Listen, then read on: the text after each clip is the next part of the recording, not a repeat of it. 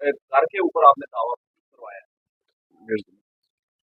क्या कहेंगे आप क्यों इन्वॉल्व हैं? मुझे सिर्फ इंग्लैंड से कॉल आई है, शराज की और शिव की, ये मेहमान मेरे आ रहे हैं, उनको रहने के लिए जगह देनी है।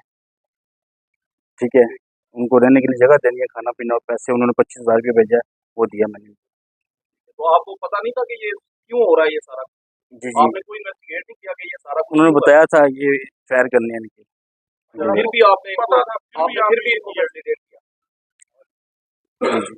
आपने खुद भी पैसे लिए होंगे ना उनसे नहीं कुछ नहीं सारी एक्टिविटी के। नहीं नहीं, तो फिर आप उन्होंने जो आपको अकाउंट में पैसे सेंड किए वो कितने थे जिनमें से आपने 25,000 इनको दिया? 25,000 ही, 25,000 ही आया था, उनको दे दिया था। मैं उनकी शॉप पे मुलाजिम हूँ, किनकी शॉप पे? उनकी शराज की, शहरी की। अच्छा। जी, मुलाजिम हूँ मैं इधर, इनका कोई भी काम होता है ना इधर, जो भी मतलब चीज़ें भेजना, बाहर भेजना, जो भी है वो मैं ही करता हूँ।